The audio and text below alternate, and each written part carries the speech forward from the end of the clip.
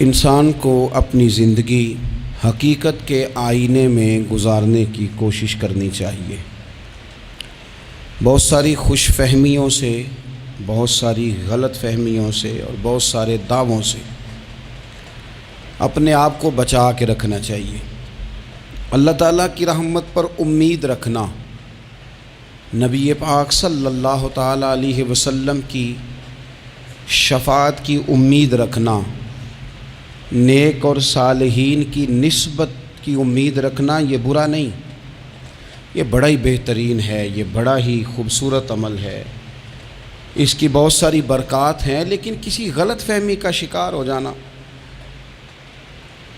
اور یہ ساری امیدیں وابستہ کر کے یا ان ساری باتوں کو پیش نظر رکھ کے بے عمل ہو جانا، اپنی زندگی کو امور خیر سے پیچھے کر لینا، یہ نہ صرف یہ کہ قابل تحسین نہیں بلکہ یہ قابل توجہ ہے، اس کی اصلاح کی ضرورت ہے۔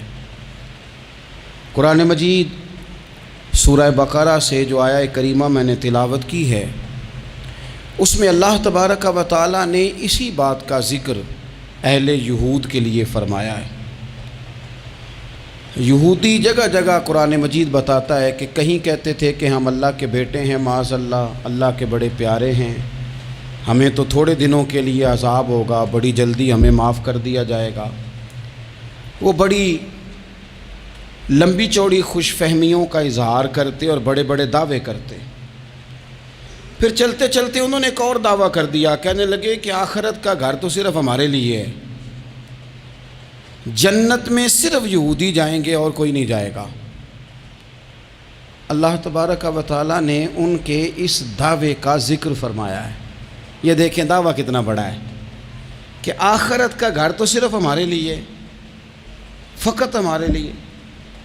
مسلمان یہ دعویٰ نہیں کرتے۔ نبی پاک صلی اللہ تعالیٰ علیہ وسلم نے جب اس بات کا اظہار کیا ہے تو اس طرح کیا ہے، فرمایا جنتیوں کی 120 صفیں ہوں گی اور 80 میری امت کی ہوں گی۔ لیکن یہ بھی فرمایا کہ باقی لوگ بھی تو ہوں گے نا، ان کی 40 صفیں ہیں لیکن جنت میں دوسرے پچھلے لوگ بھی موجود ہوں گے۔ یہ دعویٰ نہیں کیا کہ صرف مسلمان جائیں گے، ان سے پہلے جو نبی اور ان کی ایماندار اور نیک امتیں گزری ہیں ان میں سے کوئی جنت میں ہی نہیں جائے گا، یہ نہیں فرمایا۔ لیکن یہ اس طرح کے دعوے بعض لوگ کرتے ہیں اور سنائی دیتے ہیں۔ تو یہودی بھی یہ کہا کرتے تھے کہ جنت تو خالص ہمارے لیے اور کوئی نہیں جائے گا اس میں۔ تو اللہ کریم نے فرمایا کل ان کانت لکم الدار الآخرۃ عند اللہ خالصۃ من دون الناس۔ اے محبوب علیہ السلام، آپ ان سے فرما دیں اہل یہود سے کہ اگر آخرت کا گھر اللہ کے نزدیک باقی سب لوگوں کو چھوڑ کے خالص تمہارے لیے ہی ہے، سب کو چھوڑ کے صرف تمہارے لیے ہے آخرت کا گھر، تو فتمنوا الموت، تو پھر جنت میں تو مر کے جانا ہے نا، لہذا موت کی تمنا تو کرو۔ پھر کہو نا یا اللہ ہمیں موت دے تاکہ وہ جو تو نے ہمارے لیے اتنی بڑی چیز بنائی ہے ہم اس سے استفادہ کر سکیں۔ پھر تم موت کی تمنا کرو ان کنتم صادقین، اگر تم سچے ہو۔ لیکن رب فرماتا ہے وَلَن يَتَمَنَّوْهُ أَبَدًا بِمَا قَدَّمَتْ أَيْدِيهِمْ، یہ کبھی بھی موت کی تمنا نہیں کریں گے، انہیں پتہ ہے جو انہوں نے کمائی کر کے آگے بھیجی ہے۔ یہ موت کی دعوے کریں گے کہ جنت میں صرف ہم ہی جائیں گے، لیکن کبھی بھی موت کی تمنا، یہ کبھی موت کی تمنا نہیں کریں گے، اس لیے کہ انہیں پتہ ہے کہ ہم نے آخرت کے لیے کیا۔ یہ جو بہت سارے لوگ کہتے ہیں نا میری نسبت اور میری بات اور بلے بلے سارا کچھ میں ہی ہوں، تو ان سے کہو پھر سارا پیسہ کوٹھی پہ ہی لگائے جاتے ہو، پھر تو جنت تمہارا انتظار کر رہی ہے، پھر یہاں اتنے خرچے کرنے کی تمہیں کیا مشکل پڑی ہوئی۔ قرآن مجید کہتا ہے یہ کبھی بھی موت کی تمنا نہیں کریں گے، ان کو پتہ ہے جو اعمال انہوں نے کر کے بھیجے ہیں۔ واللہ علیم بالظالمین، اللہ ظالموں کو جانتا ہے، اللہ کو خبر ہے۔ میرے نبی پاک صلی اللہ تعالیٰ علیہ وسلم نے فرمایا اگر یہودی موت کی تمنا کرتے، جب ان سے کہا گیا تھا نا کہ اگر آخرت کا گھر خالص تمہارے لیے ہے تو موت کی تمنا کرو، اگر اس مقام پر وہ موت کی تمنا کرتے تو اسی وقت سارے مر جاتے، ختم ہو جاتا معاملہ۔ اگر تمنا کر لیتے تو تمنا ہی نہیں کریں گے، خوش فہمیوں میں مبتلا ہونا، بڑی بڑی باتیں کرنا، بڑے بڑے دعوے کرنا، بڑے بڑے تذکرے کرنا، بڑی بڑی اعلانیہ گفتگو کرنا اور اپنے ہی خیال میں بڑا کچھ بن جانا، یہ سنجیدہ لوگوں کا طریقہ نہیں۔ میں نے کچھ آستانے اپنی آنکھوں سے دیکھے، وہ کہتے ہیں جناب ہمارے حضرت کی نسبت اور حضرت ساتھ بیٹھے مسکرا رہے ہیں۔ اتنی دیدہ دلیری تو نہیں نہ ہونی چاہیے، آپ اپنے سامنے سارا کچھ اپنے آپ کو کہلوا رہے ہیں۔ شیخ ہلکا ہلکا مسکرا رہے ہیں، ان سے پوچھیں تو کہتے ہیں جی میں تو نہیں انہیں کہتا، تو آپ کہتے نہیں تو منع کیوں نہیں کرتے؟ آپ خوش فہمیوں میں، نعت خواں کھڑا ہوا ہے تو اس نے نسبت کی بات شروع کیا تو اللہ جانے وہ کدھر کا کدھر پہنچ گیا ہے۔ میں کہتا ہوں کون انکار کر رہا ہے نسبت کے فیض کا؟ کون منکر ہے؟ یہی تو باعث نجات ہے ہمارے لیے امیدیں۔ لیکن یہ کہ خوش فہمی میں مبتلا ہو جانا اور اس طرح کے بڑے بڑے دعوے کرنا، اور پھر بہت ساری خوابیں آتی ہیں لوگوں کو اور خوابوں کی بنیادوں پر بڑا کچھ بنتا ہے۔ تو میں کہتا ہوں جناب خواب میں تو میں کہہ دوں آپ سے خواب میں کہ میں رات کا صدر بن گیا ہوں تو آپ کو کوئی اعتراض ہے؟ میں خواب میں بنا ہوں، آپ کو اس میں کیا اختلاف؟ حقیقت کی زندگی میں آئیں۔ حقیقت کی زندگی میں جتنے لوگ نیک ہیں، پرہیزگار ہیں، دعویٰ ہے غلامی کا، دعویٰ ہے نسبت کا، فلانی شے کا، تو پھر بھئی آپ نے اتنا مال کاہے کو جمع کر لیا ہے؟ پھر یہ کاریں، یہ بنگلے، یہ کوٹھیاں، یہ جائیدادیں، یہ جلسوں کی فیسیں، یہ نعتوں کی فیسیں، یہ کس لیے؟ پھر تو آخرت آپ کے لیے سجی ہوئی ہے، سنوری ہوئی ہے، پھر تو آپ اس طرف توجہ کریں۔ حقیقت پسندی کا مزاج جب تک قوموں میں نہیں آتا، قومیں اتنی دیر تک اپنی روحانی، اخلاقی اور کردار کی بلندی نہیں حاصل کر پاتی۔ تو موت کی تمنا، یہاں ایک بات اور سن لیں، شریعت اسلامیہ کے اندر مصیبتوں سے گھبرا کر موت کی تمنا کرنا منع ہے۔ کوئی شخص کسی مشکل میں ہے، بیماری میں ہے، تکلیف میں ہے، دکھ میں ہے، تو موت کی تمنا کرے کہ اس بیماری سے تو مر جاؤں تو اچھا ہے، تو یہ منع ہے اس کے لیے۔ ہمارے ہاں کچھ لوگ لا علمی کی بنیاد پر چھوٹا سا جھگڑا گھر میں ہوا تو کہتے ہیں میں تو اللہ سے دعا کرتا ہوں میں اب مر ہی جاؤں۔ بھائی آپ اتنی سی بات نہیں سہ سکے اور آپ نے اتنی سی بات پر اتنی بڑی بات کر دی کہ میں اب چلا ہی جاؤں، اور یہ جھگڑوں کے اندر عام لوگ کہہ دیتے ہیں، یہ منع ہے۔ نبی پاک صلی اللہ تعالیٰ علیہ وسلم نے اس سے منع فرمایا، بلکہ مسلم شریف میں فرمایا کہ اگر تم نے کبھی دعا کرنی بھی ہو کسی وقت تو ان لفظوں سے کر سکتے ہو کہ یا اللہ جب تک میرا زندہ رہنا میرے حق میں بہتر ہے، مجھے دنیا میں رکھ، اور جب میرا یہاں سے چلے جانا تیری حکمت کا تقاضا ہے اور میرے حق میں بہتر ہے تو پھر مجھے ایمان کے ساتھ لے جا، پھر تو مجھے لے جا۔ تمنا موت کی کرنا اور مصیبتوں سے گھبرا کر کرنا، اور بھائی مشکلات میں جینا تو حسن ہے۔ اصل میں نا جس کی جان تھی نا اس کے نام نہیں نہ لگائی ہم نے کبھی بچوں کے نام لگا دی، کبھی کاروبار کے نام لگا دی، کبھی دوستوں کے نام لگا دی، پھر وہ بے وفا ہوا تو مرنے کو جی چاہا، وہ بے وفا ہوا تو مرنے کو جی چاہا، اس نے تنگ کیا تو مرنے کو جی چاہا۔ النبی اولیٰ بالمؤمنین من انفسہم، اللہ فرماتے ہیں تم نہیں جان کے مالک، میرا نبی تمہاری جانوں کا مالک ہے۔ جان پاوے نہ جان میرے محبوبہ، میں تے لگیاں توڑ نہ بھیساں، رات تیرے وچ رول کے مرساں، تے قدم نہ پچھاں ہٹیساں، شہر تیرے دے ٹکڑے منگساں، تے تیرے کتیاں دے قدم چمیساں، آزم اے جان امانت تیری، تو جدوں منگساں میں پیش کرے ساں۔ یہ تو کسی اور کی ہے، ہماری ہے نہیں۔ تو بہت سارے لوگ گھبرا کر ہو بڑی تکلیف آ گئی، بھئی آپ جلدی نہ کریں، بالکل جلدی نہ کریں، آپ حوصلہ پیدا کریں، اور جیا تو جاتا ہی مشکل میں ہے۔ اقبال نے کہا تھا کار جہاں دراز ہے اب میرا انتظار کر، یہ زندگی لمبی ہے، یہ مشکلات سے ہو کر کے گزرتی ہے، اس میں مد و جزر رہتا ہے۔ تو شریعت اسلامیہ میں منع ہے موت کی تمنا کرنا، موت کی خواہش کرنا، بلکہ نبی پاک صلی اللہ تعالیٰ علیہ وسلم نے تو یہاں تک ارشاد فرمایا کہ تم موت کی تمنا نہ کرو، اس لیے کہ اگر تم برے ہو اور زندہ ہو تو ہو سکتا ہے زندگی میں اللہ تمہیں توبہ کی توفیق دے دے، اور اگر تم اچھے ہو تو پھر بھی موت کی تمنا نہ کرو، اس لیے کہ اچھے ہو تو تمہاری اچھائی میں روز برکت ہی ہو رہی ہے، لوگوں کو فائدہ ہی ہو رہا ہے، خیر ہی بٹ رہی ہے۔ تمنا موت کی کرنا، اور ویسے بھی نہ ہم اپنی مرضی سے یہاں آئے ہیں اور نہ مرضی سے جانے کی کوشش کرنی چاہیے معاذ اللہ۔ نہ اپنی مرضی آئے ہیں نہ اپنی مرضی سے کوئی مرنے کی کوشش کرے گا تو خودکشی حرام ہے، اور رب رسول کی مرضی سے مرے گا تو وہ شہادت ہے۔ وہ اس طرح کی شہادت ہے کہ جس میں کہا مردہ کہنا ہی نہیں، یہ تو زندہ ہے، اس لیے کہ میرے نام پہ مر گیا ہے۔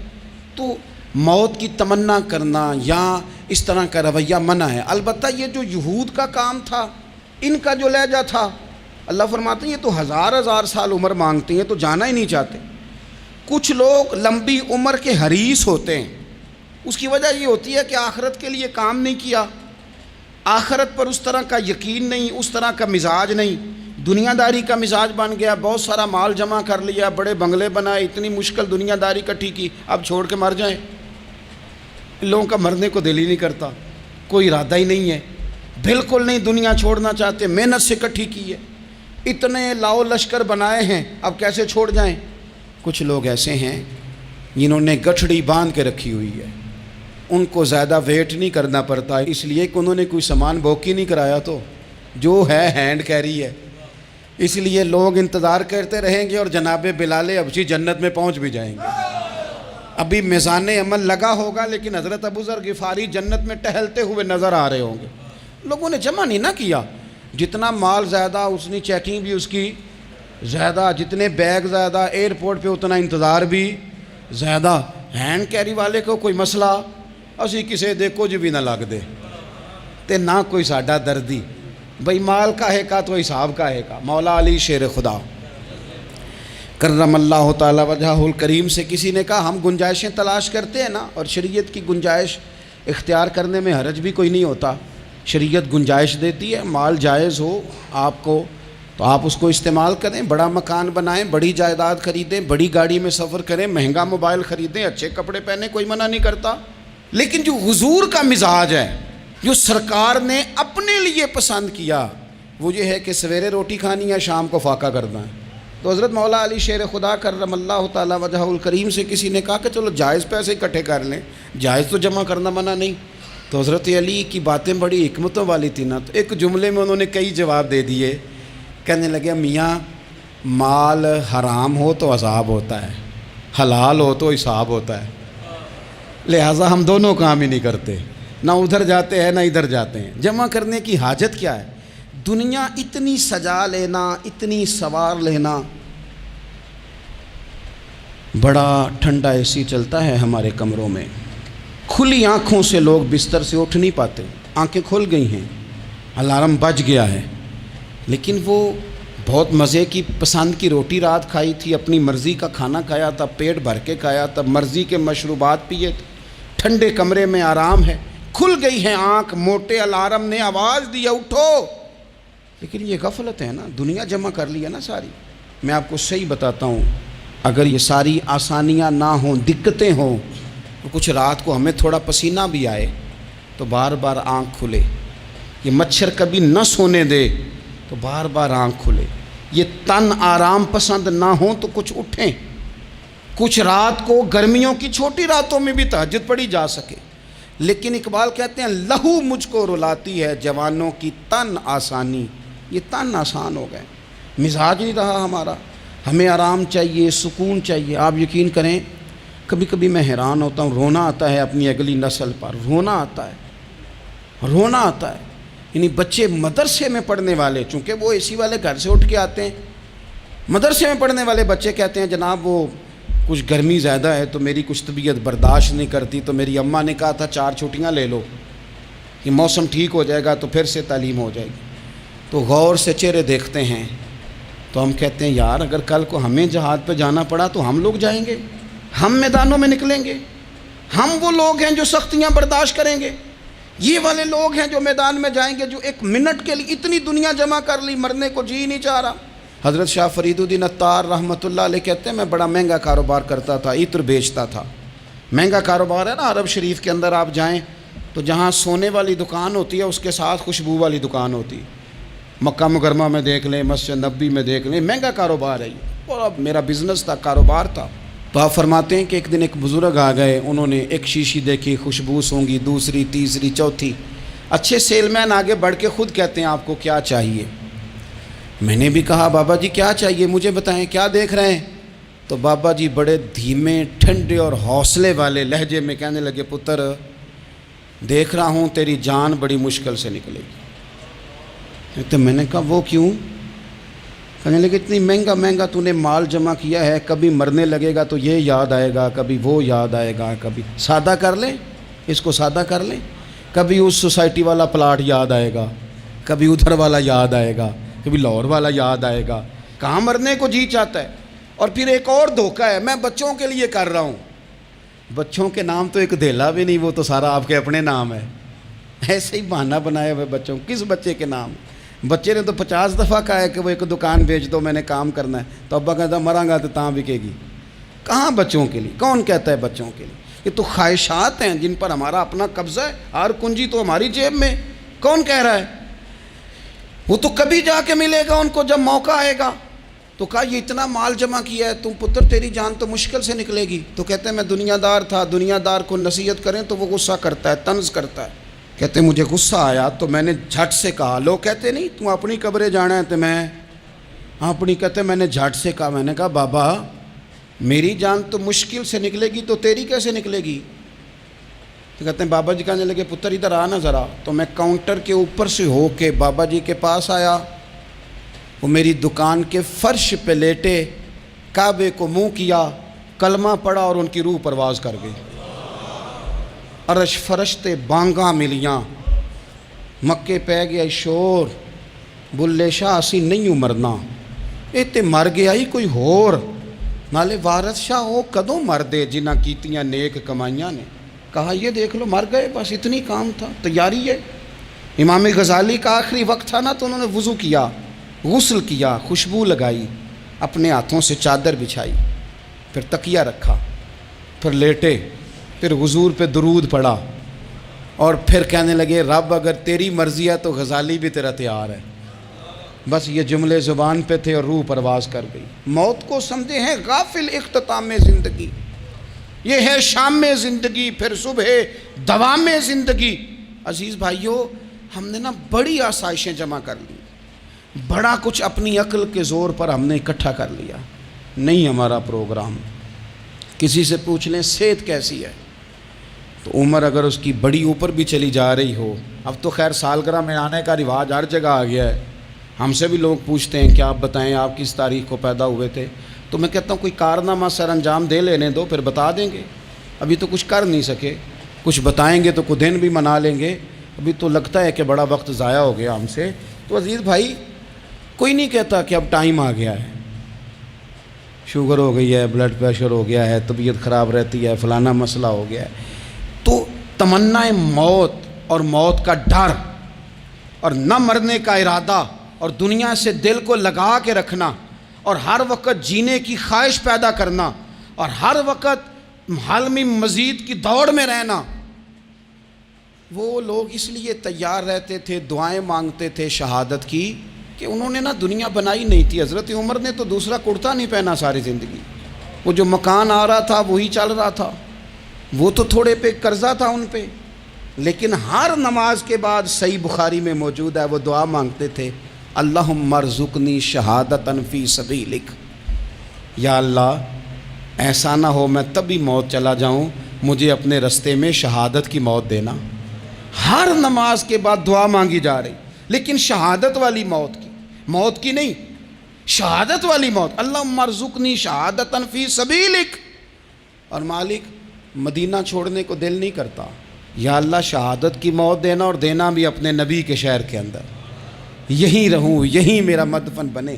اللہ نے انہیں موقع دیا. آپ دیکھیں نا ان لوگوں کا دل کرتا تھا. حضرت خالد بن ولید رضی اللہ تعالیٰ عنہ ساری زندگی میدان میں گزاری, پورے جسم میں 1 انچ جگہ باقی نہیں تھی جہاں زخم نہ ہو, ساری زندگی میدان میں رہے, لیکن آخری وقت روتے تھے, فرماتے تھے اس کی بے نیازی دیکھو, میں شہادت کے لیے میدان میں رہا لیکن شہادت میرا مقدر ہی نہیں تھی. اور پھر آخری وقت بھی فرمایا میرا گھوڑا, میرے کپڑے, میری زرہ, میری تلوار یہ کسی مجاہد کو دے دینا, چلو میں اب جہاد میں نہیں ہوں تو میرا سامان تو جہاد میں رہے, کسی مجاہد کو دینا.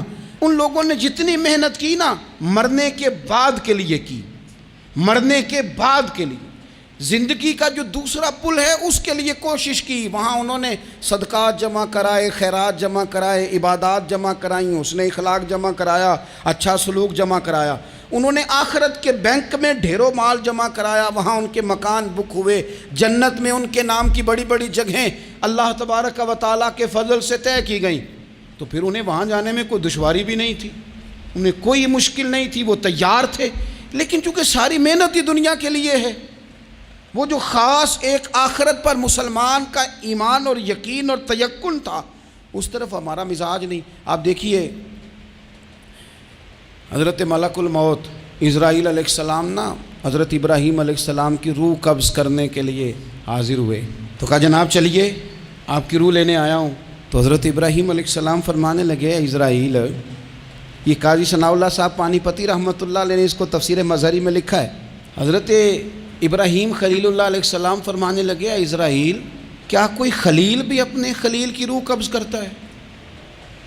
واتخذ اللہ ابراہیم خلیلا، اللہ نے تو مجھے دوست بنایا، دوست ہو کے دوست کی روح قبض کرنے جا رہا ہے۔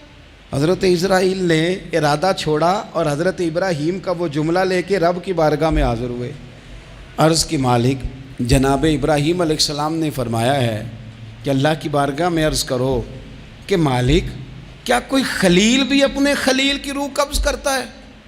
تو رب کریم نے فرمایا اب میرا بھی پیغام جا کے جناب ابراہیم کو دے دو، ان سے جا کے کہو رب فرماتا ہے کیا کوئی خلیل بھی اپنے خلیل کی ملاقات کو ناپسند کرتا ہے؟ آپ کو تو ملنے کو بلا رہے ہیں، موت تو ایک پل ہے، یہاں سے گزریں گے تو جا کے محبوب سے ملیں گے، تو کیا کوئی خلیل بھی ناپسند کرتا ہے کہ وہ اپنے خلیل سے ملاقات نہ کرے؟ حضرت سیدنا اسرائیل علیہ السلام پیغام لے کے آئے اور کہا ہے اللہ کے خلیل رب فرماتا ہے کیا خلیل بھی خلیل کی ملاقات کو تو حضرت ابراہیم تو کھول کے روئے، کہنے لگے اب دیر نہ کر، اب ذرا جلدی کر، اب ذرا جلدی لے جا۔ اور میرے نبی پاک صلی اللہ علیہ وسلم نے فرمایا، سیاستہ میں حدیث ہے، فرمایا تم میں سے جو رب سے ملنے کو پسند کرتا ہے نا، جو اللہ سے ملنے کا شوق رکھتا ہے نا، اللہ بھی اس کی ملاقات کو پسند فرماتا ہے۔ تم میں سے جو رب سے ملنے کا شوق رکھتا ہے، اقبال کیا کہتے ہیں تیرے عشق کی انتہا چاہتا ہوں، تو میری سادگی دیکھ میں کیا چاہتا ہوں، میرا ذرا سا تو دل ہے مگر شوق اتنا، میں وہی لن ترانی سنا چاہتا ہوں، مالک میرا دل کرتا ہے میں تجھ سے کہوں رب آریلی، میں تجھے دیکھنا چاہتا ہوں، اور تو مجھے کہے لن ترانی تو نہیں دیکھ سکتا، میرا ذرا سا تو دل ہے مگر شوق اتنا، میں بھی وہی لن ترانی سنا چاہتا ہوں۔ پھر خود ہی کہنے لگے او بھری بزم میں راز کی بات کہہ دی، میں بڑا بے ادب ہوں سزا چاہتا ہوں۔ یہ تو سب کو بتانے والی بات ہی نہیں تھی جو میں نے بتا دی، بھری بزم میں راز کی بات کہہ، بڑا بے ادب ہوں سزا چاہتا ہوں۔ نبی کریم علیہ السلام نے فرمایا تم میں سے جو رب کی ملاقات کا شوق رکھتا ہے نا، اللہ بھی اس کی ملاقات کو پسند فرماتا ہے۔ اور فرمایا تم میں سے جس کا رب سے ملنے کا شوق نہیں نا، اللہ بھی اس کی ملاقات کو پسند نہیں فرماتا۔ یہ سیاستہ میں حدیث ہے، ایک دفعہ غور کر نہ لیں، فلاں سے ملنے کو بھی جی چاہتا ہے، فلاں علاقہ دیکھنے کو بھی جی چاہتا ہے، فلاں کی ملاقات کو بھی جی چاہتا ہے، کبھی اس کو ملنے کو بھی جی چاہتا ہے جس نے بنایا ہے سارا کچھ، کبھی اس کی صحابہ تو تڑپ کے حضور کی بارگاہ میں آئے تھے نا، وَإِذَا سَأَلَكَ عِبَادِي عَنِّي فَإِنِّي قَرِيبٌ، تڑپ کے کہا تھا یا رسول اللہ صلی اللہ علیہ وسلم سالوں بیت گئے، سجدے کرتے، عبادت کرتے، روزہ رکھتے، حج کرتے، زکوٰۃ دیتے، اب دل کرتا ہے کبھی وہ ملے، کبھی اسے دیکھیں، کبھی یہ حقیقت منتظر نظر آ نہ لباس مجاز میں، لاکھوں سجدے تڑپ رہے ہیں میری جبین نیاز میں، دل کرتا ہے ملنے کو۔ تو جب صحابہ نے آ کے حضور کی بارگاہ میں یہ عرض کی نا یا رسول اللہ رب سے ملنے کو جی چاہتا ہے، تو اللہ نے فرمایا وَإِذَا سَأَلَكَ عِبَادِي عَنِّي فَإِنِّي قَرِيبٌ، اے محبوب جب میرے بندے آپ کے پاس آ کے میرے بارے میں سوال کریں تو ان سے فرما دو میں تو ان کے قریب ہی ہوں، جب بھی دعا مانگیں گے میں ان کی دعاؤں کو قبول فرماؤں گا، میں قریب ہوں ان کے۔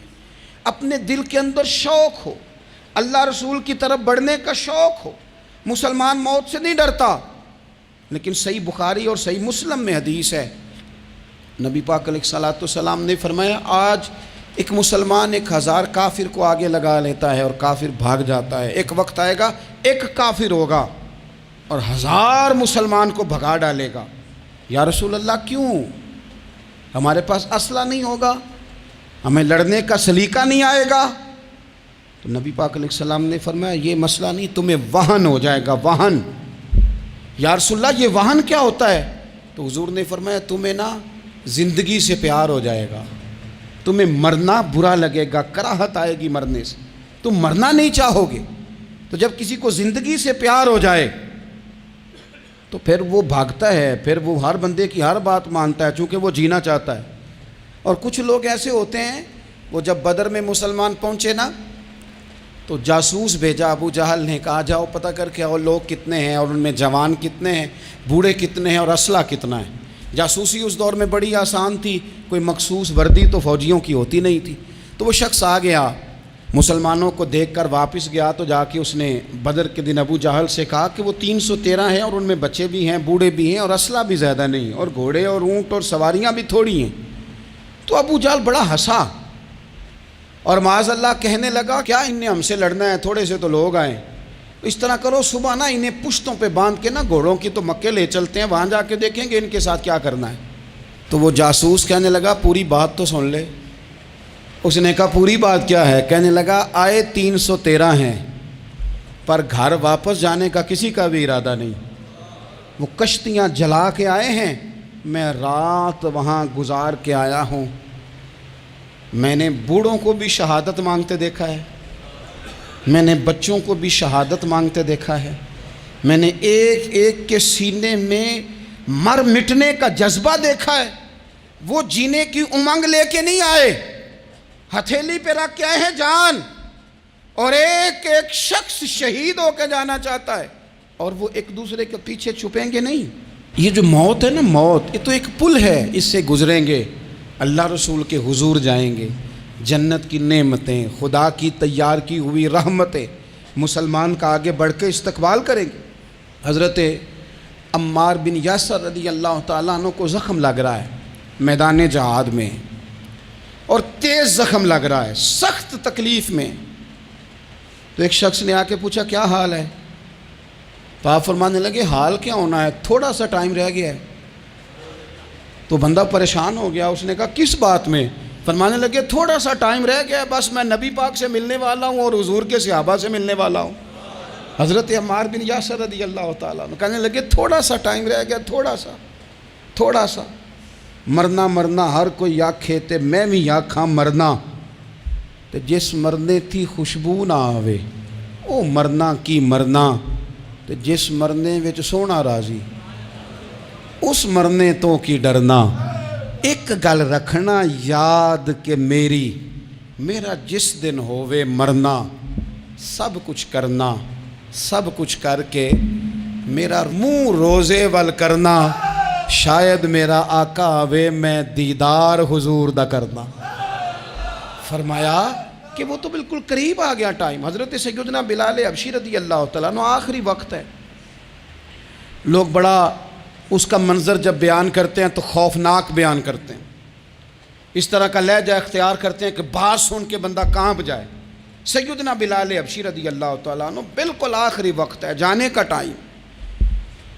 تو حضرت بلال کی اہلیہ قریب بیٹھی ہیں تو کہنے لگی بڑے غم کا موقع آ گیا، غموں کی رات شروع ہو گئی، حالات میرے لیے مشکل آ گئے۔ آپ نے فرمایا کیا ہوا؟ کہنے لگی آپ جا رہے ہیں؟